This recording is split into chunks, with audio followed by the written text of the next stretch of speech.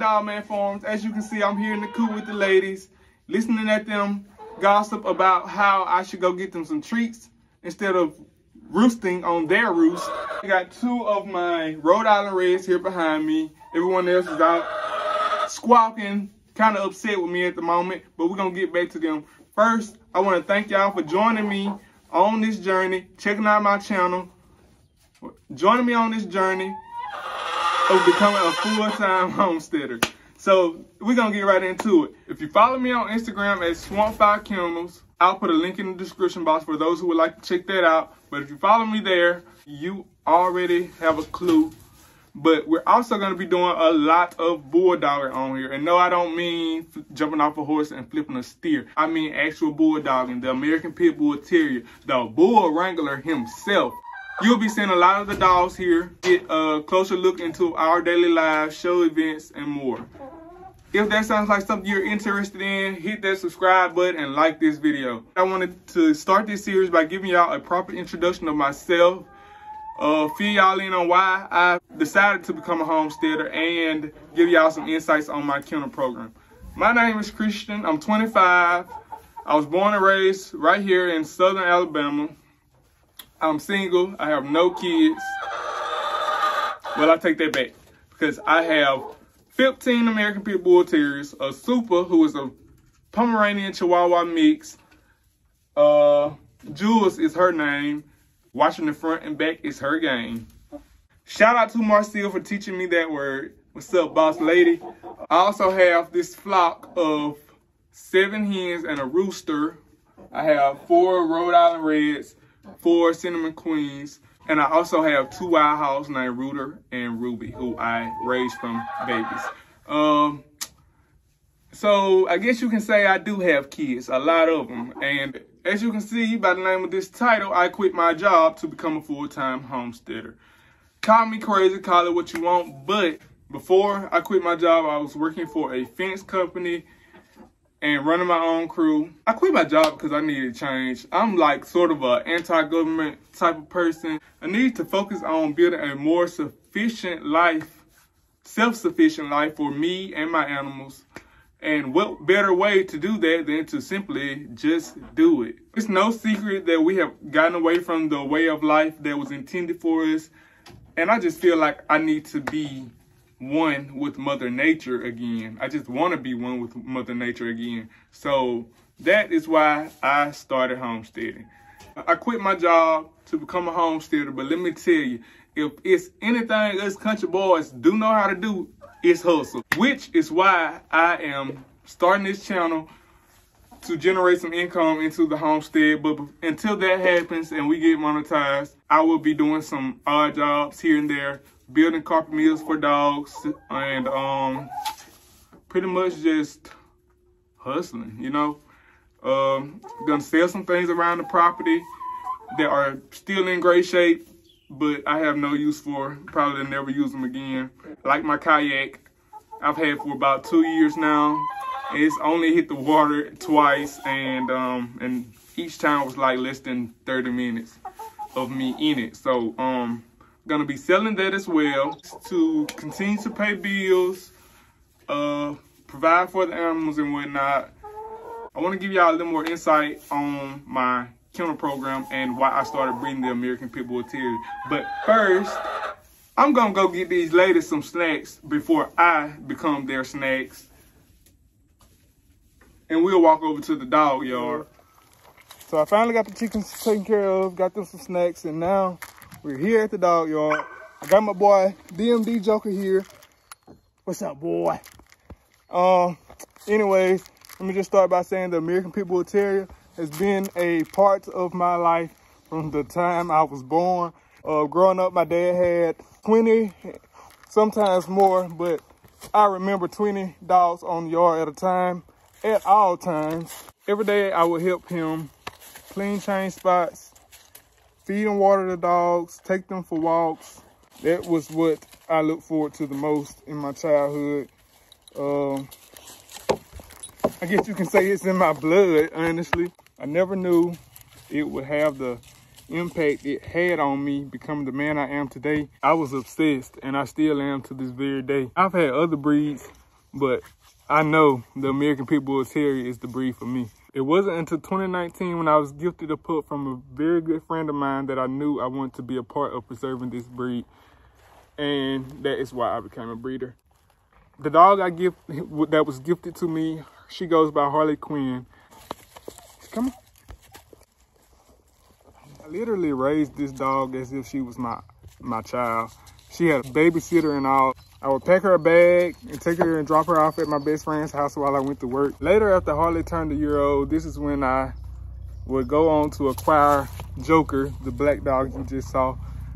I did tons of research looking for the right dog. That's when I found Del Monto's dogs on Instagram. An American Pit Bull Terrier / Patterdale breeder in Brazil. The moment I saw their dogs, I immediately knew that this was the dog I was looking for. This was gonna be my new companion. So I immediately contacted them and reserved a pup from an upcoming breeding. And within 4 months, I had me a new buddy here, DMD Joker 2. Come here, boy. This is my big boy now. So there's a little insight on how the American Pit Bull Terrier came into my life and why I decided to become a breeder. I just fell in love with their drive, athleticism, and intelligence. Next, I want to get y'all caught up on some completed and upcoming projects that I have going on around here on the farm. So we're gonna head on back over to the homestead site and we'll go from there. It's currently the next day. I did not come back to film yesterday because it was getting late. The sun was going down. I wanted some good lighting when I did this video, so I waited till today. But I'm gonna fill y'all in on these projects, these future projects and the completed projects. The first thing I did to prep this site was to burn it. My plan before burning it was to actually brush hog, but I could not find someone to come and brush hog for me or bring a tractor because I don't have one. So I ended up burning everything. My pole barn is going there. Y'all will get to see that build. I don't even have the post set. The holes are just dug and the posts are in the ground, but they aren't set yet. Then I turned my attention to pulling these posts here up. These posts were here because I had my horse, rest in peace Spartan. I pulled some of these posts up around the front here and on the side so that they could get this building in here. I will be converting this building into a tiny home, but I have not started any work on the inside yet. So y'all will get to also see the conversion of this tiny building into a tiny farmhouse. After the shed was brought in, I turned my attention to the yard. I know I shouldn't have. I should have turned my attention to the inside here. But what I did was I started constructing flower beds as well as a pond build that I'm gonna show y'all now. I did these flower beds twice. The first time I hated everything and ended up tearing everything apart and just starting from scratch. First time I used rocks. It did not fit the landscape. It did not go with the design of my building. So I ripped it up. I used some of those posts, those cedar posts that were in the ground for my horse pasture. I used those as the border here, and I planted some hedges and some lilies. I still have, this is a project I have to finish, which is finishing these steps. I'm gonna fill these holes in on top, and then we're gonna put the little thin top brick on top and close that off, and we'll have some nice cement steps. Probably gonna end up doing the same thing over here, but for now we got some little plastic steps that are holding up pretty good. Had those for some years now. This is the other flower bed. There's nothing in it but lilies at the moment, but you can also see I used the cedar post from my horse pasture to do the border. I also planted that magnolia tree you see here. I dug it up out of the woods and it has been thriving since. I actually thought it was gonna die off at first, but once it started blooming new leaves, it hasn't stopped. I actually planted it at the wrong time of year, which is why I thought it was gonna die off. Should have planted it around this time of the year, but I planted it more in the spring leading to summer months, and it's doing pretty well. I'm gonna plant a oak tree somewhere over here to give this area over here by that stump some shade. So eventually I'll have shade over my pole barn. After I got the flower beds done, I turned my attention to building a backyard pond. This pond, as you see right here in the background, is looking pretty nasty right now, but I built this pond by hand. Everything was done by hand. I dug the entire pond by hand. It is roughly, I want to say it's roughly 12 foot by 8 foot, maybe a little shorter, but roughly 12 foot by 8 foot by 4 foot deep, maybe 4.5 foot deep in the middle. I didn't really check it with tapes or nothing like that. I'm just going off of experience.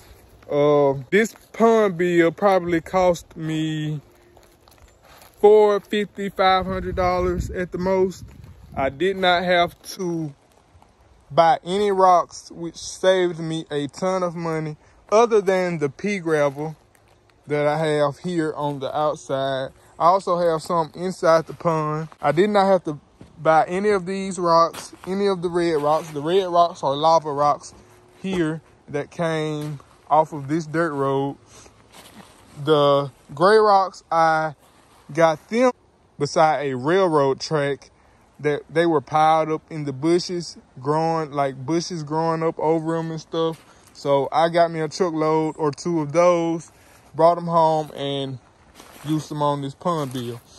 My waterfall feature is right here, but it's not hooked up at the moment because my pump is out of the water, because I did not want it to get full of algae, because as you can see, there is a good bit in here. The main reason for building this pond was to put some pet bluegill that I caught out of a creek on this road in here that I had in my 75-gallon tank.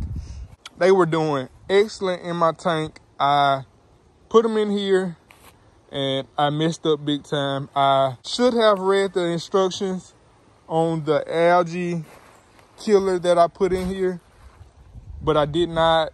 I just kind of dumped some in, and the end result was my fish died within a day.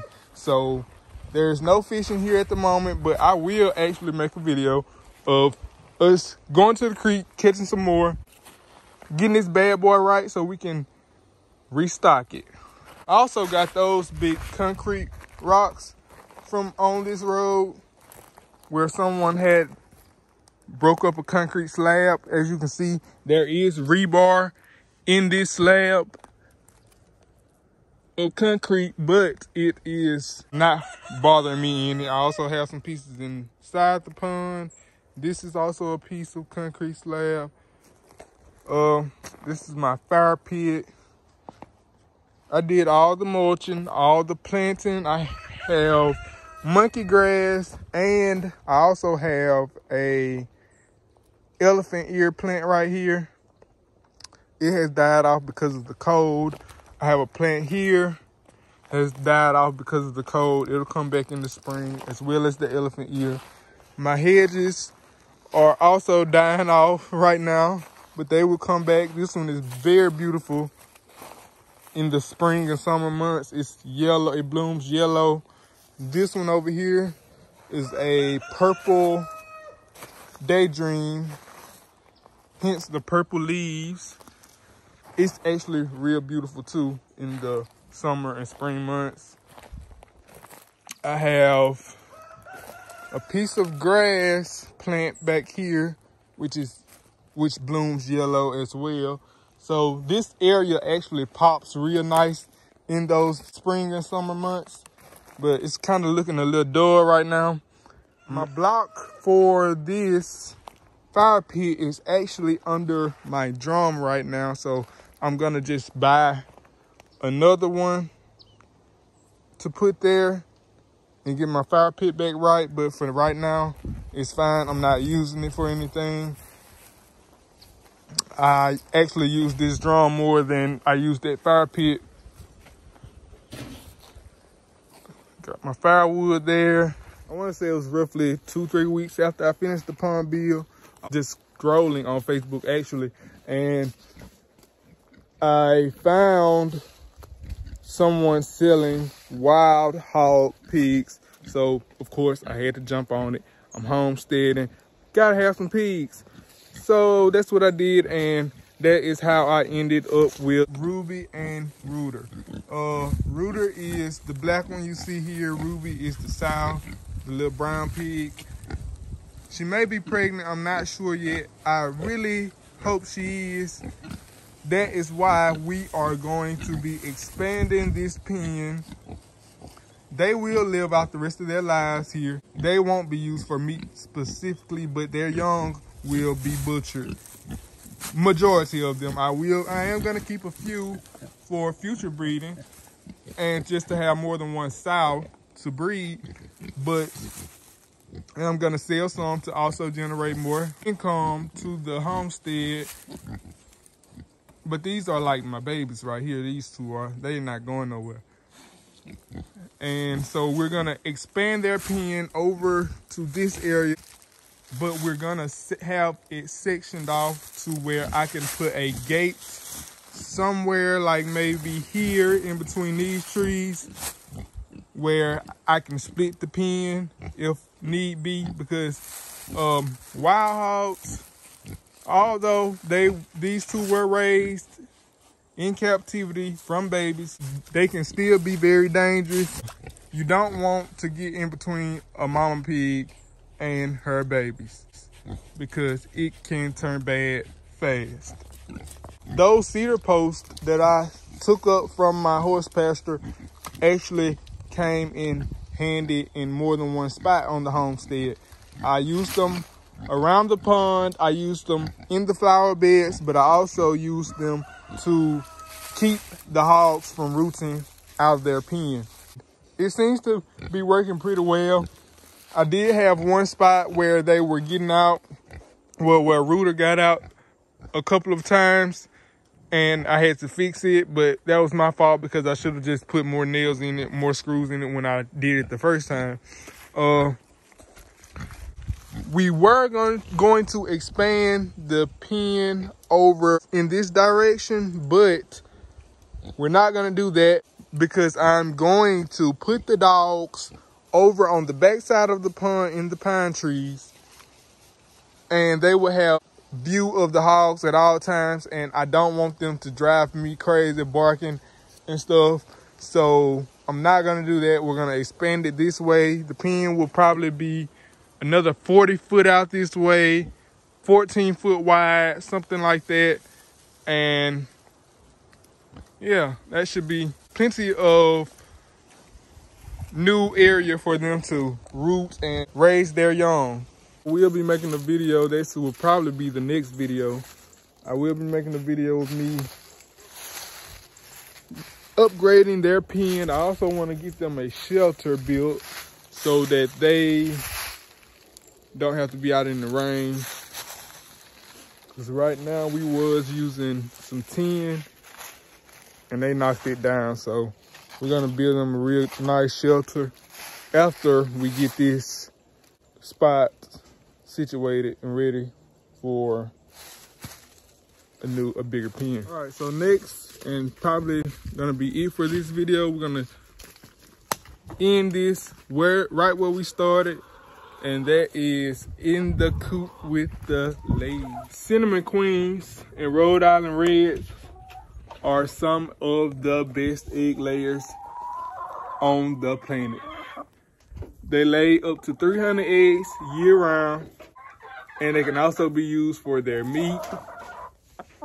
She just shocked the mess out of me, but cinnamon queens are a mix between the Rhode Island red and Rhode Island white. She's back. She had to switch sides. Come on now. Excellent egg layers. Produce tons of eggs a year. Great meat birds as well. I told you, mama. What do you want from me?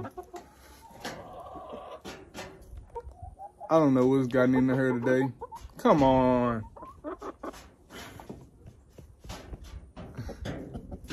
Is this Bertha down here picking my shoe? I have enjoyed every second of raising these birds. Like, it has been an awesome experience. I've been getting eggs now, so that's even better. And let me tell you, there is nothing like coming to collect eggs in the morning. There is no feeling better than coming out in the coop every morning, knowing that you have eggs in here, fresh farm eggs to eat, the best. And if you've ever had farm eggs, then you know them eggs that you get out of the grocery store ain't got squat on them. Tell them hens, tell them they don't got squat on what y'all laying. Come here. I have been getting about 3 to 4 eggs a day. Yesterday, actually, I got 5. My chickens chose a very strategic time to have eggs. With egg prices going up, they started laying just on time. So I raised these chickens since they were little. I just built this coop maybe 2-3 weeks ago. So I still have some work to do to it. I have some holes to patch up in the ceiling. I came out one day and there was an egg on the ground, and I'm sure it was because all the nesting boxes were full. So I'm gonna add another one. I only have 3 in here at the moment. One more should be enough. All right, folks, we're gonna wrap it up. If you enjoyed this video, make sure you subscribe, hit that like button, share, all that good stuff. The next video we will probably be doing, like I said, the hog pen. I will make a video of the chicken coop, give y'all a full tour of it. And if y'all have any suggestions on what you would like to see next, then leave it in the comments. I will read them. I'll do my best to make it happen. With that being said, we're gonna wrap this video up, y'all. I'm gonna see y'all on the flip side.